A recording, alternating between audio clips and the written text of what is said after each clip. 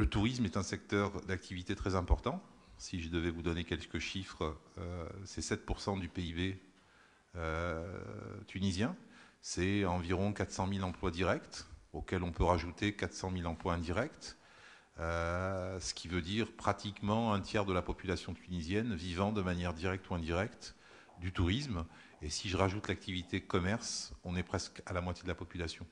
Nous avons perdu ou détruit, la mode américaine, on détruit des emplois. Donc nous avons détruit à peu près 15 000 emplois par mois depuis le début de l'année. Pardon ?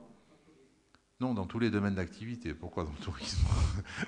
Pourquoi vous voulez vous acharner sur mon domaine d'activité ? Mais vu que je vous ai dit que je couvrais un tiers du truc, donc à mon avis, je dois bien en avoir 5 ou 6 000 dans mon panier. Donc nous en avons détruit 15 000, donc 30 000. Si nous continuons sur ce rythme-là, effectivement, à la fin de l'année, on va avoir un gros problème.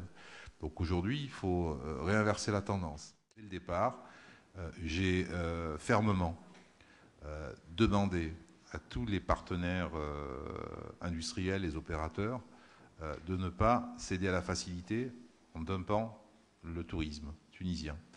Et plus que céder à la facilité, de ne pas profiter de la situation en leur disant, sans que ça soit pour autant une menace, mais un vrai engagement de business, win-win, qu'on aurait la mémoire longue et qu'on se souviendrait de ceux qui auront profité de la situation, autant qu'on se souviendra de ceux qui auront réellement aidé. Ça, c'est le premier message. Le deuxième message, c'est aussi un message de vérité. C'est-à-dire, il n'y a pas de débat. 2011 va être une année très difficile pour la Tunisie, très difficile en général, et encore plus difficile pour nous, puisque nous avons pris au bas mot 2 mois de retard. Donc gagner de l'argent cette année en Tunisie, c'est illusoire. En perdre, c'est presque certain, quel que soit le domaine d'activité sur lequel on est. Par contre, on peut regarder les choses de manière différente en se disant, en fait, on n'est pas en train de perdre de l'argent, on est en train d'investir pour les années d'après. Et le message que je passe aussi, c'est de dire peut-être que le pic négatif qu'on est en train de vivre est un pic qui va nous permettre de revoir l'avenir de manière différente, qui va autoriser une redistribution des cartes avec un 2012, 2013, 2014 qui peuvent être roses. Et je leur ai demandé de considérer la chose de cette façon-là. Le tourisme tunisien n'a pas besoin de dumping et on peut même être innovant.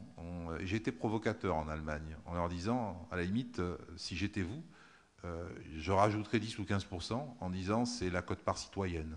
Venir en ce moment en Tunisie, c'est réellement avoir un acte citoyen, et ça vaut le coup, et je suis persuadé que les Allemands le comprendront, et autant que les Français, de cotiser à cet acte citoyen. Nous avons 2 problématiques à régler. Il faut solder le passé.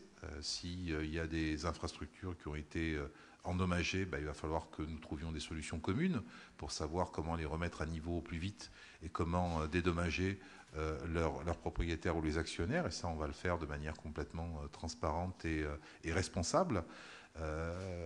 Par contre, il va falloir aussi que l'on règle toutes les injustices sociales, et quand je dis injustice sociale, ce ne sont pas les augmentations de salaire exorbitantes. Je pense que là aussi, il faut rendre à César ce qui appartient à César, il faut rendre le débat plus honnête.